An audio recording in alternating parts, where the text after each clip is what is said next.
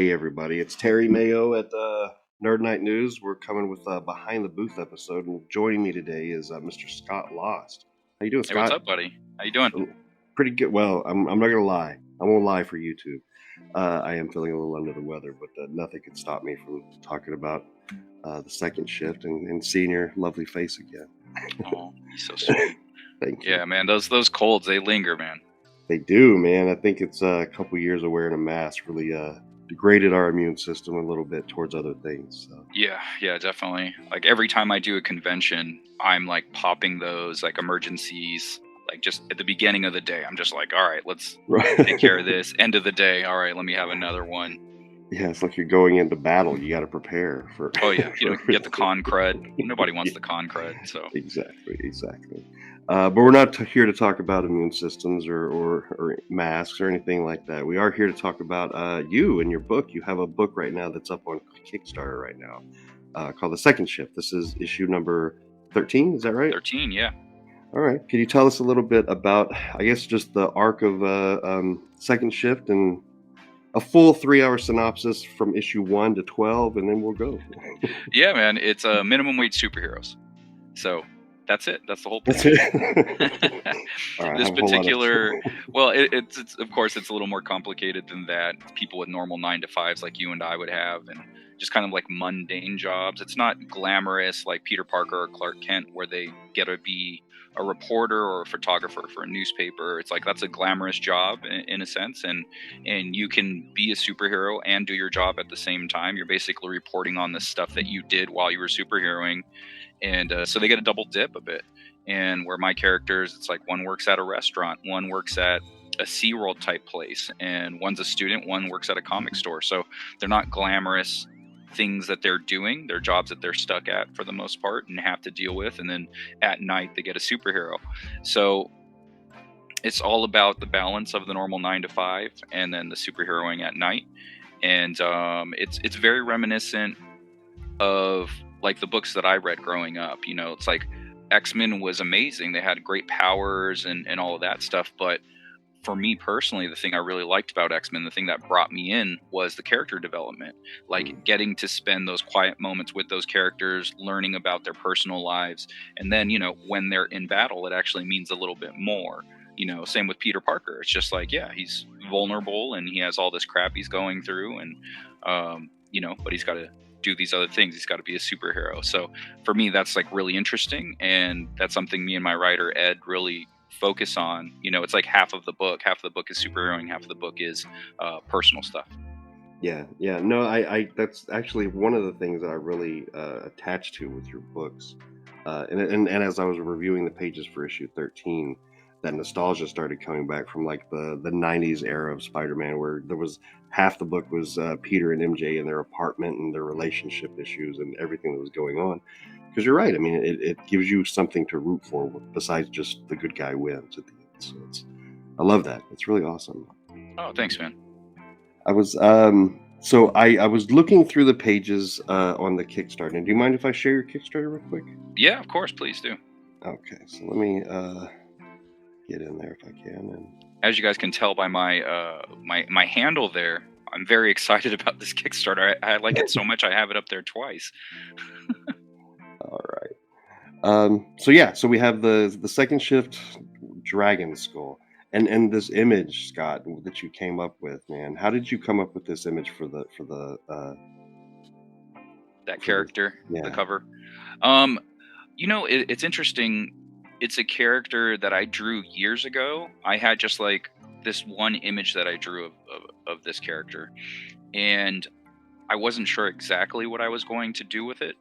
And I ran it by Ed, and we just kind of brainstormed, like, okay, what can we do? And we're like, okay, you know, it would make a lot of sense if we can weave this person into the past of a character or two. And it really builds the world. And the image itself, I think, you know, it wasn't as that type of thing wasn't as popular, I guess, when I created it. Because, you know, you have Moon Knight, right? You have the giant bird skull and all of that. So when I created this character, I was just like, what kind of skull hasn't been used to death, right? Like the human skull, obviously, okay, you could rip, you set it on fire, or it's like floating in a jar, like bodysuit container type thing. Like there's a bunch of things like that. I was like, well, what really hasn't been used? I was like, oh, a dragon skull. Like, awesome. oh, that's a cool name. I like that name. Like, it's like the demon's head, right? Like Ra's al Ghul in Batman is the demon's head. And I was like, man, that's such a cool name. Like, no villains really have names like that. It's just kind of whatever it is. It's like one word, one name, or they went through school and they're doctors. So Dr. Dragon Skull. Yeah. So I was just like, I like the demon's head. I like the idea of that. And I was just like, okay, what's this character going to be about? What's their personality? What's their history? And what's their goals? And that's like, you're a writer, like that's the quickest way to flesh out a character is to find out their wants, desires, their fears, and just all of those things. It kind of rounds the person out, and it makes them much easier to plug into a story because, and I'm sure people have heard this type of thing before, but once you know your character, once you know exactly who they are, when you put them in a story, they kind of write themselves. Well, the character would want to do this, like, and it kind of dictates the story. It's just like, okay, when you put these characters in this situation, how would both of them react? Well, now that me and Ed had a great idea of who this character was, we knew how they would interact with other characters. Yeah. Man, it's a striking image, and I don't know if you know, but I'm really big into Dungeons and Dragons. So, I do. Have you ever played Dungeons and Dragons? I have not. My podcast partner Keith Foster, he does play Dungeons and Dragons with his family. It was something I never got into. I was into like Magic the Gathering in high school, but then after that, I really hadn't gotten into many other games. Wow, we need to get you and Keith over here to the dungeon to play a game or something. I wouldn't mind that. That would be fun. But segueing back to you, the image on the mask, the dragon. I mean, that instantly drew me in, and I know it has nothing to do with Dungeons and Dragons, but just little key elements that you could throw in there. That's so awesome. But I did want to share one more time because there was that double page spread that you have in there is just sick. I love the layout. I love everything about it. Can you tell me a little bit of how you came up with the process for just how you were going to come up with this circular, and then just because it's so dynamic, and I can imagine opening it for the first time and just taking it all in as an artist. So can you break it down a little bit how you came up with this idea? Yeah. So my writer Ed, he goes under E. Bronson, the alias or handle E. Bronson, and so it was actually his idea to do circular panels, and he sent me a few images. Like there was some from Grendel, and I think there was a Batman issue or something that had circular panels in it, and he was like, hey, can you do something like this? And I was like, yeah, those are cool, I like the idea of it, but for me they were hard to read. I was just like, I don't know how to read this because it wasn't laid out, top left to right, go down, top to left to right. So I was like, how can I incorporate circles but make this really readable, like very easy to read? And so my idea, I just started messing around things. I'm like, well, what if I just did giant circles as kind of the edge of the panels, and then create strips, like throw horizontal lines through it, because then that way you can read from top left to right, because you'll see the circles, but if you really just look at it, you go, oh, these are clear panel images. It's like you start here, you just move over, you move over, you move over, and then you drop down to the next row, move over, move over, move over. So I was like, okay, cool, this really works out. I like the vibe of it, the feel of it. It hits Ed's criteria of having circles, but it's not, they're not on their own, they're working together. And I think that for me, that's something I've been really doing with my comics. Like all aspects of the book, I've been trying to make everything one piece. And what I mean by that is, I sent you some images. It might be too late for you to download them or whatever. I emailed you a link, but it had basically all the pages that were on the Kickstarter. They're on there, and one of them, it has the lettering incorporated into the art, and that's something I'm trying to do more. Is for me, when I look at comic books, it feels like the lettering, it's all just sitting right on top of it. And and not so much I mean the word bubbles. Like realistically, for the most part, you need the word bubbles on the top. That's just how that works. But for like sound effects, I find it to be strange at times that the words are just sitting on top of the art and not working with it. So it almost feels like an afterthought. It's just like, oh, hey, this is an explosion, so we need to write boom on it or something like that, right? And so it's just plopped right on top of it. So I'm taking over the full-on lettering duties. Like I was doing the basic lettering before, and I had one of my old studio mates, Tristan Whitehouse, he was doing the lettering for me. And so when we were working together on it, I would have him incorporate the art into the background of the art. So it was kind of like the action shot so it was just like, here's the lettering and then the action's in front of it. So, but you could still see the lettering, but you see the action in the foreground to kind of give it dimensionality, that's a word. Yeah. And That was like, no, that's awesome. That was one of the pages I was going to bring up. I can't remember which page it is, but it's the one where right after the double page spread, where he's laying in bed, and then right there on the ground next to him is like the next day or the following day. Yeah. That just because you don't see that, like you said, you don't see it too often. It's not one of those things that are used too often, and when it is used perfectly, it just brings so much more to the panel, and it really struck me, that one and the Badoom. Yeah. when she kicks the guy. But, yeah. Those there's one that completely floored me, and so the way I'm doing it now is I'm adding that in the flatting process. So as I'm flatting the colors for my colorist, so for anyone listening to this that doesn't know what that is, they're basically the basic colors you throw down on a page. It's just like, my shirt is white, my skin is tan, my hair is black. So those are the colors that I'll lay down onto the art. And then that way my colorist can just select them and then do his shading, his highlights, his special effects or whatever. So in that same process, when I'm doing the flats, I throw the lettering in there as well, like the big sound effects. I'll throw it in, I'll cut it, I'll move them around, I'll make sure everything's right.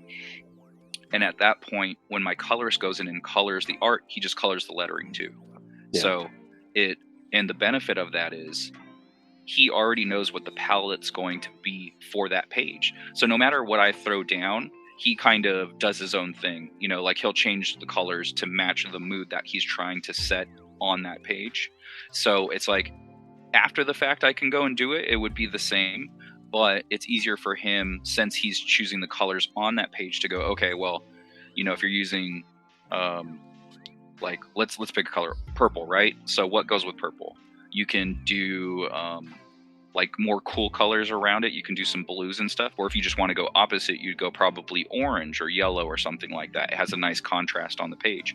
So if he knows he's throwing down a lot of purples, then maybe the sound effects will be orange, and it has just this nice balance to it when you're looking at it visually. So it's really working, like that technique, and it's something that I've been doing for, I think, the last 3 or 4 issues, is really just incorporating it into the art to make it feel like it's not an afterthought. It's like, no, this was all thought about, this was all planned, and all of the art, not just the drawings. It's like, no, the lettering is an art form too, and now it's working with the art as well.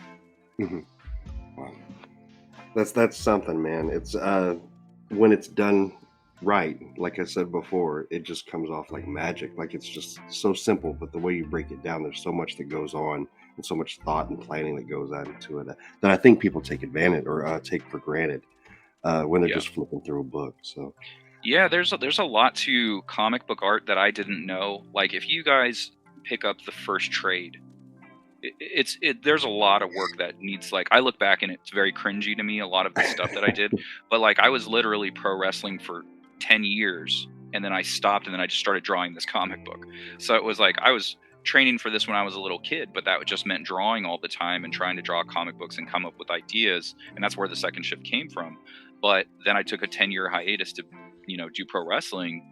And then second shift one, it's just like, okay, I think I know how to do this, and then so we just start making a comic to the best of our ability. And I look back and there's so much stuff that I just want to go, oh man, I really need to change that. But there's also stuff that I go, that's really cool. Like I don't take those risks anymore, because when we first started, we didn't know any of the rules, right? The quote unquote rules. But as time went on, I studied and read more and learned philosophies and whatnot on how to make comic books. And then for a few issues, you can see like you can go back and flip through, like I think issue 2 and 3, I kind of confine myself to the boxes. And it's just like, I'm not taking risks anymore because I'm learning things. And so it's just like, okay, you have to do it like this, you have to do it like that. And that's all part of the growing process of making comics. But one of the things I always rail against, and if anyone listens to the Making Comics podcast, you'll know this, is I don't like rules in art. I don't, because art is art. So how are there rules? Well, they're not exactly rules. Like the things that we learn in comics, where did they come from? They came from the creators before us, right? And so basically they're kind of giving us the cliff notes on, hey, when we did these books, this is what works. This is how we did it. So maybe if you do that, it's the shortcut to get you to where you need to be.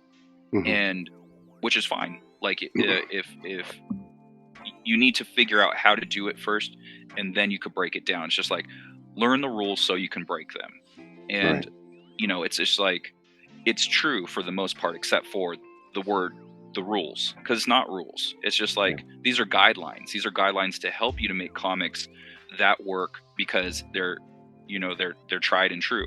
Like, it's like, okay, well, this is what we did in the past. This really works. This connects with people.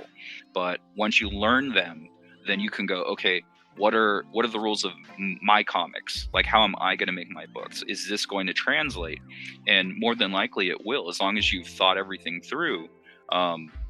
You'll get where you need to go, and you don't necessarily need to do the A through Z method of it.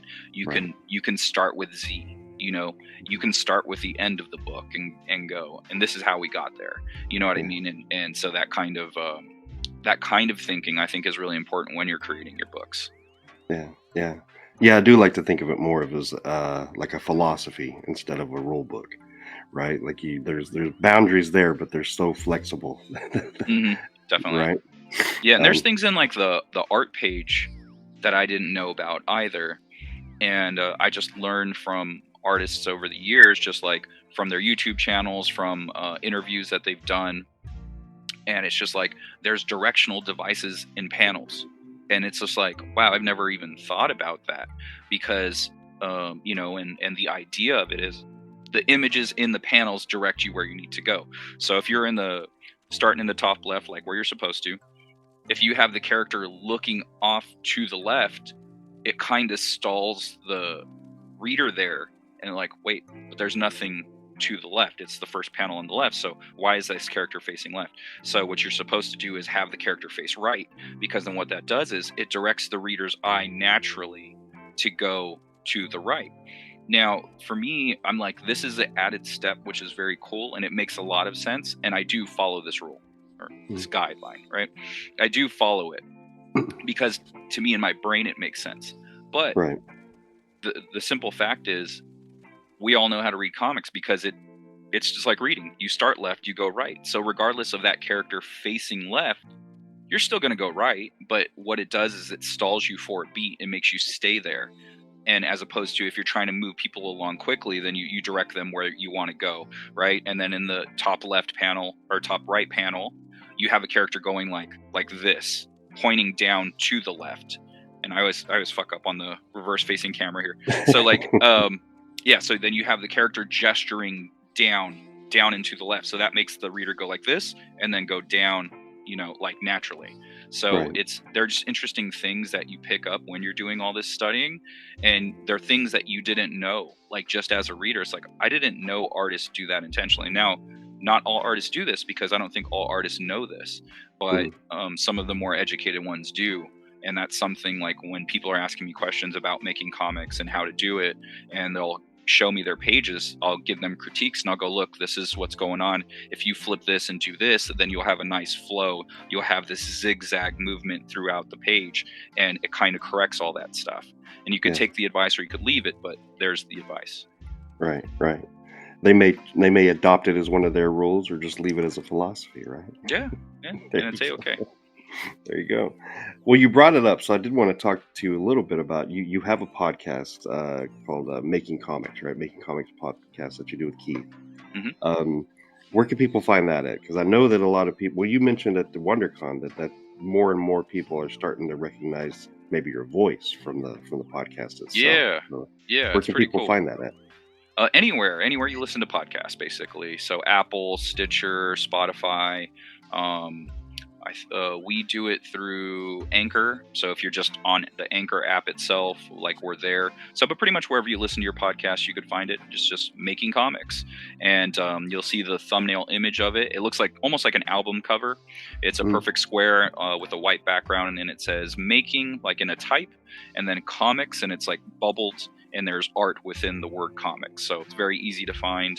nice. And yeah, we record once a week, and I think we're like a week and a half ahead. So we pre-record just so we have a nice buffer just in case something happens. Right. But yeah, it's released every Monday is a new episode. That's really cool, man. How long have you been doing that for? 2 to 3 years. Wow. Wow. Yeah, Are you? it's been a while. Yeah. And it's interesting because it's like there's only like some like at the beginning of it, we're like, man, we're gonna run out of shit to talk about because there's only so many ways you can make a comic book and like talk about it. But there's a show that I really like. It's called Tuesdays with Stories. It's a comedy show. It's like two comedians, and they start off.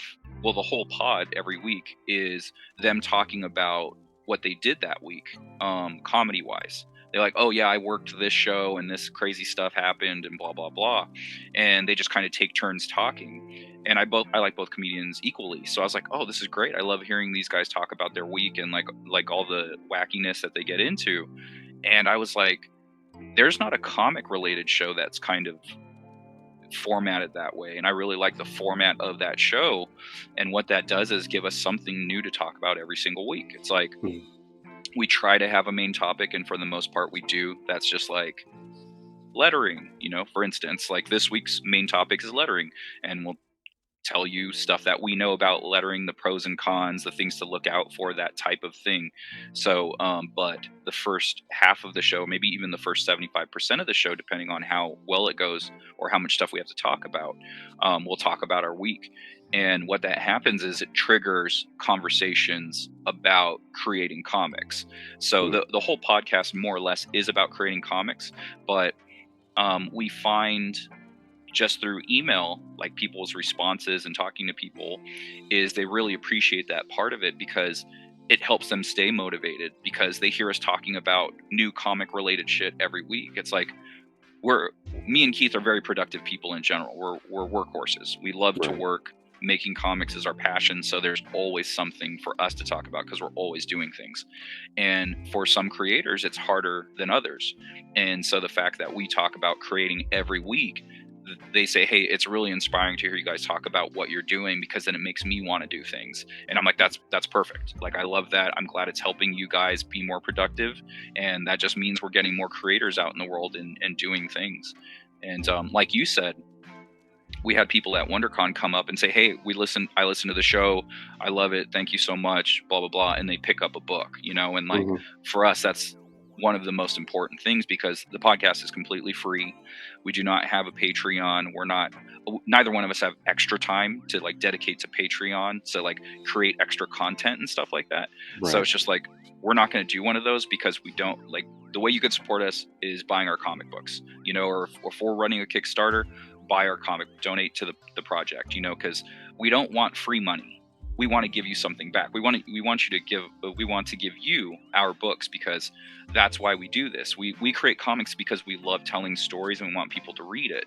So if you give us money, we're going to give you something back. It's just like, Right.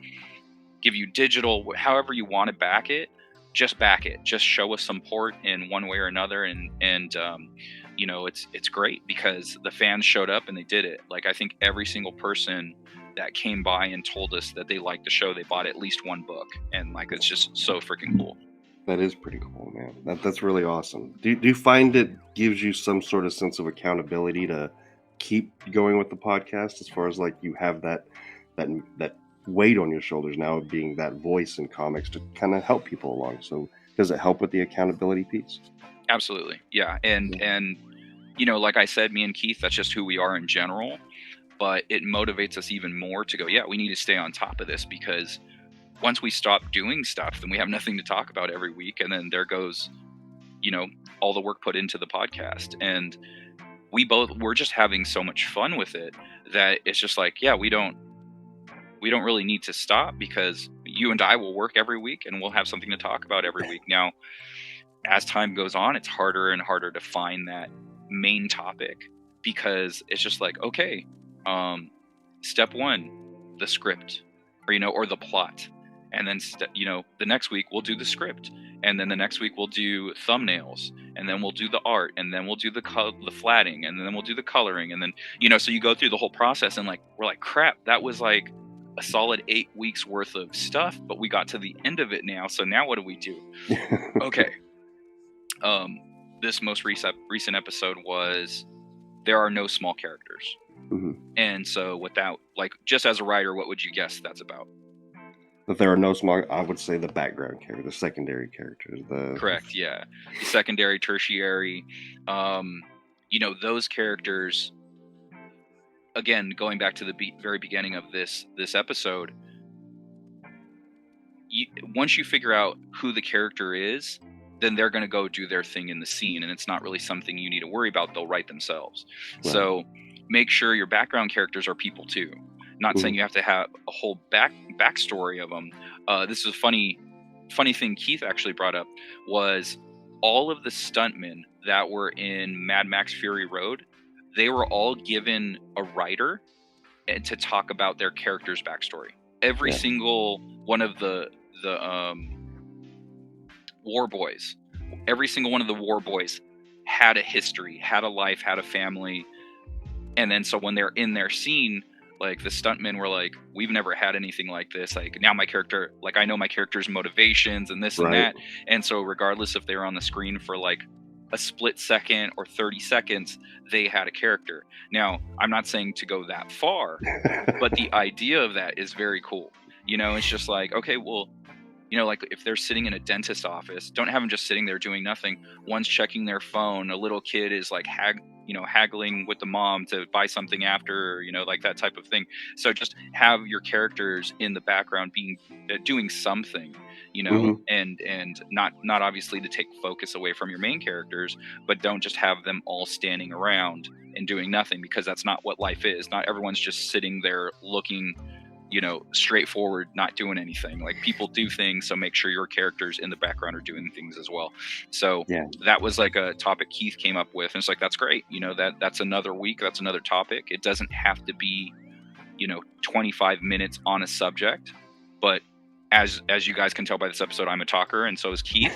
So we can get 25 minutes out of something like that, and go 40 talking about our week, and then go about 20 or something like that talking about the main subject.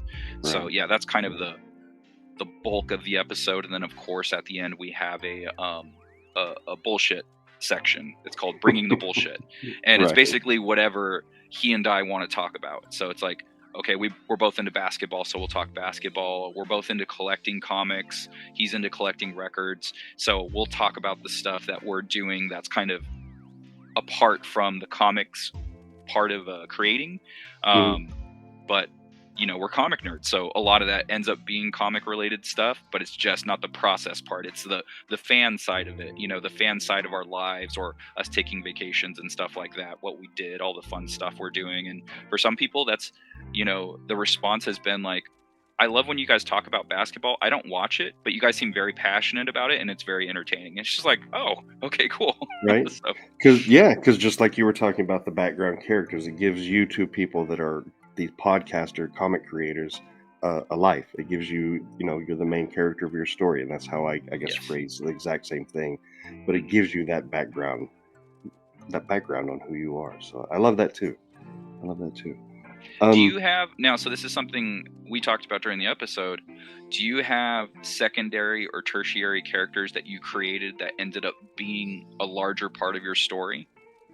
yeah, definitely. Definitely. Yeah. Yeah. In The Wicked Righteous, there was one that was just if she was a background character, she was just meant to be part of an arena fight. Uh, but the going back to the theory that everybody's the main character of their own story, she had a story to tell too, and so I was like, wow, this really fits well into the narrative I want to go with, and it doesn't take away from it. This doesn't feel awkward, and she just found herself being in the book more for the first 6 issues. So it was, yeah, definitely. You Yeah, can't that's keep those characters down. yeah, man. You just like Keith had a couple of characters that were the same thing. It was just like, oh, she's just someone that works on the calm or whatever, and then her character ended up growing. And I have a tier on my Kickstarters where you can be a character in the story, like in multiple panels, at least 3 panels, and you'll have written dialogue. Your character will have dialogue, Mhm. and uh, it was, I think, my very first Kickstarter. I had a guy back it, and he bought himself as a main character and his son, and then I think one other person, and then she was just a background character. But uh, so he's been part of the project ever since the beginning. His name's Patrick Arnold. He's awesome, and he's Mhm. the comic book store owner in Second Shift. Oh And I'm wow. just like, I don't see anyone else being the comic book store owner besides Patrick. So thankfully, he's supported the project like as it's gone on. He always re-ups. He always like wants to continue to be a character. Mhm. And like, to be honest, if he stopped, I think I might still draw him as the comic store owner, because that's just, he's been so gracious thus far. It's just like, there'll be a couple of story arcs like I wouldn't sweat if he didn't, back the project. Be like, whatever, Patrick, you're still the comic book store owner. And Yeah. you know, I have another backer that he is, for 2 Kickstarters in a row, he's had his daughter be a character in a story, so she's more than likely going to become part of the continuity as well. That's really cool. That's very cool. Yeah, I did something similar as well. Uh, he started off just being called the skateboard kid because it was somebody's son who again on Kickstarter they backed it. But uh, yeah, it's fun when you get to start playing in that playground and really just like enhancing who these characters are. But hmm And um, it really rounds out your stories. It's just not mhm, the main characters that you could potentially have an interest in. It's just like, hey, this guy's kind of cool. Like, I kind of like when he shows up, or she shows up, and it makes the world a world. You know what I mhm, mean? And it's just not like focusing on these 4 people in their lives. It's just like, okay, these are the people in their orbit, and you get a little bit of their personality, and it just gives it some breathing yeah, room. It makes it feel like an actual place. yeah, yeah. Which is a trick to make something that is 2 dimensional feel 3 dimensional. Yeah, so kudos, man. Let me get back to your Kickstarter and see if I can actually just put this up here right this minute. So your Kickstarter itself, you are what, 8 days out? Is that what that says? Yep. 8 days out. Yep, 8 days to Uh, go. Ends May. So whenever you watch this, it ends May 1st at noon. So if you watch this before May 1st at noon, please check it out and see if it seems cool to you. nice, nice. And some of these issues that are images that are in here. Is there something cool that you're offering in here that is exclusive just to Kickstarter? Well, those, yes. So there's some add-ons. I don't. Okay, this cover coming up, not this one. That one's Ryan Benjamin from Mm, Wildstorm fame, right. and he's also very much part of DC Comics. And so I got him to do a cover, and like, I was a huge fan of Wildstorm growing up, and to have Wildstorm artists as cover artists on my book, like as variants and whatnot, is just so killer. And Right. so he did a variant for me, and then this one is Mike Gustovich, and this is Mhm. actually Kickstarter exclusive, and it's the layout composition is an homage to Comico. So if you scroll up a little Oh yeah, bit, yeah. yeah, it has that like that grid on the top there. That's part of Comico, and like there's a lot of it because it's gonna get trimmed. But yeah, I was just like, okay, cool. Like Mike Gustovich, he did a book called Justice Machine. He was the creator of Justice Machine, and I designed the font of Second Shift on his cover to mimic his Justice Machine cover, and I used the same colors and everything. I was just like, oh, I'm just gonna homage it, and because he has this very retro style, it's very 80s, and you know, he was well known in the 80s, and he did some work in the 90s as well. I think the Protectors for Malibu, he was the artist on that.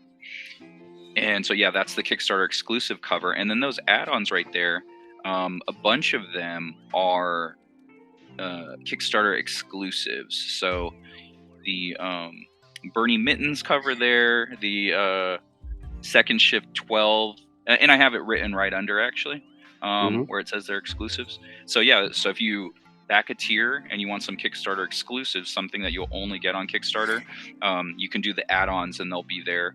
And they're all in limited quantity. You know, I printed only so many of each of them. So once they're gone, they're gone. I'll never reprint them. The main covers, you know, before they get into trade, they'll be reprinted. So, you know, the main cover there, that will be reprinted until it gets into a trade. And then the process that I'm doing now is once there's enough for a trade and the trade gets published, I'm no longer doing singles of those issues because, you know, if you travel for conventions and, you know, you do conventions, you only have so much space. So trades obviously take up way less room. And I always want to have some art on the table for people to flip through and, you know, prints and such. So you kind of got to work with the space that you have. So by creating those PDF or those trade paperbacks, it really saves you a lot of space on the table. So all the singles are in limited quantity until that trade gets made. So I always, like, as a collector, I find that to be very intriguing, and hopefully that intrigues people who are also single issue collectors, like wanting to pick up some rare stuff. Very cool. Very cool, man. Is this And so this is the original art section. That is the cover. It's the Kickstarter exclusive cover to Kadoja Symphony of Madness #1 by my podcast partner, Keith Foster. And so I did the Kickstarter exclusive cover. And then these right here, these are like one of my new favorite things. And this is all about making everything feel like one piece and like everything is really thought of. This is the interior cover to Second Shift 10, which is the second part of the taxidermist storyline. And I really loved Batman the Animated Series. Yeah. And so these are reminiscent of the title cards in Batman the Animated Series. And then so that right there, that is the interior cover for Second Shift 13, Dragon Skull. And it's in a very Sin City-esque style. I just like the stark black and white for these type of images. And I had just drawn this when I was first thinking of this character, when me and Ed finally got her into one of the books. Ed wrote a script. I was like, I kind of want to draw a little something like a one image story. And I was just thought of this, and I was like, hey, I think this would be a really cool image. Let me do it. And like, I'm really happy with this. And then later down the line, when we finally were doing the book, I was like, I already drew the interior title card without even realizing it. And I was like, cool, that's what that's going to be. So I actually have them up for sale, or for you know, backing. So you can get it for $400. You can get the current one, 13, and then the taxidermist is only $350. And for me, that feels low, but I had some consultation from a famous artist who is also huge on Kickstarter, and he suggested I lower the prices, and I begrudgingly did it. So, but they're on there, and if they don't go, then it's like one of those things where I'm not sad about it. It's just like, they're really fun and I love them, and if the series takes off, then, you know, it's just like, well, they just accumulate in value. It's fine with me just to hold on to them. Right. And also giving a chance for someone out there to kind of grab a hold of a piece of your baby, you know, and frame it, put it up. So yeah, exactly. I want to keep all of the covers. Like, the only cover that I don't have is from issue 5, and my writer has that. Yeah, his lady wanted to get him a birthday present, and she asked how much it was, and so I let it go at a rate that I felt okay with. because it was one of my favorite covers. It's kind of a basic cover, but it's one of my favorites. It's LaGrange, who's the main villain of the first storyline. He's kind of blowing out smoke. He has like a crimson mask. For you non-wrestling fans, it's just the bloody face, and he's blowing out this negative energy. So like if you read the first issue, he kind of has this yellow smoky aura around him, and I thought it would be kind of a cool idea, like, hey, this is the culmination of the story arc, and it would be cool if he's blowing that smoke out like sex. It's just like after a crazy night of sex, it's like this relief. It's like, let me have a cigarette, let me blow this smoke. So he's wearing the crimson mask there, and he's blowing the yellow smoke out of his mouth, and it's just a really striking image. It's very simple, but it was one of my favorites. So yeah, that's the only thing that's not in my possession anymore. So it's just like, I want to keep all the covers, so that's the only one that's gone. It's the one that keeps you up at night, like wondering if it's okay out there in the wild. Well, I know you can't stay forever. I know we would both love to sit here and talk about wrestling and basketball and comics and conventions and everything, but life gets in the way of that. So I did want to ask one more thing. So you've been on this podcast for 3 years, the Making Comics podcast, giving advice, sharing your knowledge. Is there anything that you've learned throughout those 3 years that's really helped yourself that you would like to share with people that are thinking about getting into comics? Yeah, honestly, a lot of it is a learning experience, because at the top of the show, what we say is it's a podcast exploring comics from two different perspectives. I'm the artist, Keith is the writer. So Keith talks about writing stuff that I didn't know about, and we go over all of it. And when you listen to the pod, you can hear us ask each other questions that we didn't know, like, oh, hey, I didn't know that, like, so when you do this, what does that mean, and yada yada. So a lot of the writing side of it is just brand new to me, because that's not my world. Like when I study artists, I study art theory and stuff like that.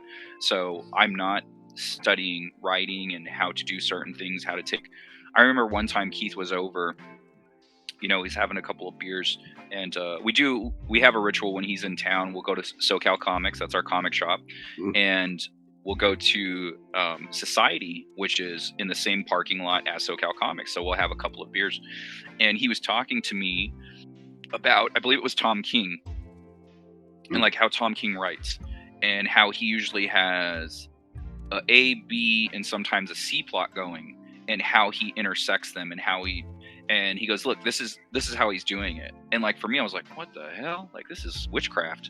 Like, like he was able to dissect the writing the way I would dissect a wrestling match, or I would dissect art. It's just like, oh, okay, and for me, I would imagine it's like people that don't know how to draw, when I'm explaining art to them, it's just like, what the fuck? Like, what? I didn't know there was this much that went into it. And, I thought you just made it up and then just did whatever. It's like, no, there's a lot of planning that goes on in this. There's, and so for me, for writing, to see him dissect a story from like a writer, and goes, oh, this is the method that he uses when he writes all of his stories. But multiple stories that he's done uses that particular method, and I was just like, man, that's really cool. So yeah, just things like that kind of blows my mind, and it keeps me wanting to do the podcast, because it's like, eventually I would like to learn how to write my own stories completely. Like, I can do short stories, like give me a 6-pager, yeah, I can knock that out, that's no problem. Like, there's not a ton that really goes into it, and I kind of know how to set it up for a cliffhanger or a big reveal at the end, like easy peasy.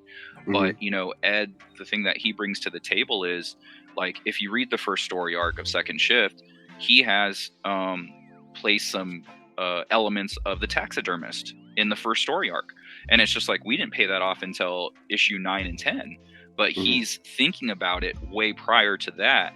And it's just like, that's something as an artist I wouldn't even think about doing, but that's why he's the writer and I'm the artist. Yeah, those little time capsules that you sprinkle throughout the issue. It's no, I can completely hear what you're saying about this. Because when I look at art, I look at it as an appreciator of art, but not someone who could draw anything to save his life. So it's all looks magical to me, like it's Wizarding World of Harry Potter going on the page. But yeah. Well, Scott, I want to thank you for coming on and sharing your story with us. Your Kickstarter, again, it is. I'll share it one more time with people. It is live until the 8th, right? Or sorry, the 1st of May. The 1st of May at noon. Mhm. All you need to do is go into Kickstarter, type in Scott Lost, type in Second Ship. Either one of those I'm sure will do, and that'll take you to his page so you can back. There's a lot of different tiers that you could go in. I myself am already a backer. It looks like our friend Don Wynn is as well as Aaron. Is there any other parting shots you want to share about Second Ship before we go? Yeah, there's if you're into digital, if you don't want a physical reward, you just like reading the comics, you read it on your iPad or your tablet, whatever it is. There's digital tiers for you. If you're already caught up, you just need that one issue.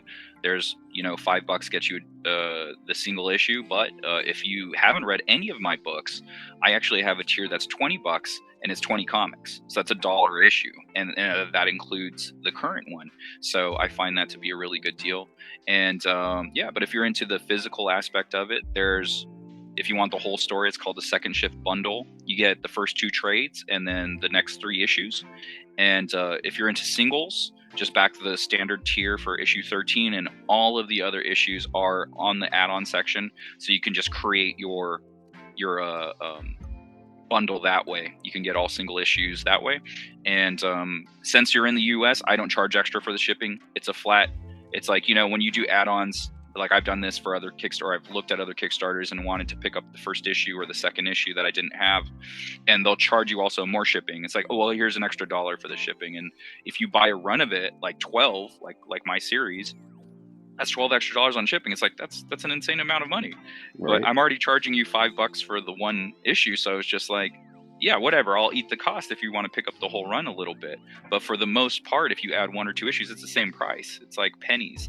So if you're in the US, it's free to add on issues. Doesn't cost you extra. And also, when you are looking up the Kickstarter, make sure you're spelling it that way, 2ND. So I've had people try to spell it out SECOND. You're not going to find it. It won't come up. So make sure you put that 2, and you'll be able to find it straight away.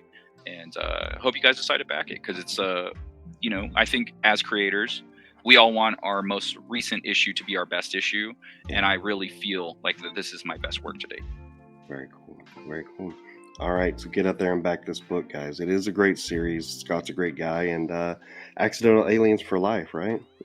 Thank you, sir. Thank you. Yeah, and we just finished the studio Accidental Aliens. They just finished their Kickstarter. This was the first anthology that I am not in, and so it kind of makes me a little sad. I was like, I'm not in this one, but It's okay. I had to do the Second Shift Kickstarter, so it would have been a conflict of interest, and me telling people, hey, back both of my books, you give me more money. So just right. It's okay this time around, but that one came off pretty good too. Still that sense of pride, and Andy's killing it over there with Kickstarter. Yeah, she did really great. There was a couple of little hiccups that she didn't know about, and I was like, hey, where's the shipping on these tiers? Shipping? What shipping? Yeah, she goes, wait, am I supposed to do that? Yes, you are. You're supposed to add the shipping. Everyone's just getting these books at cost. And so she was able to adjust some of it.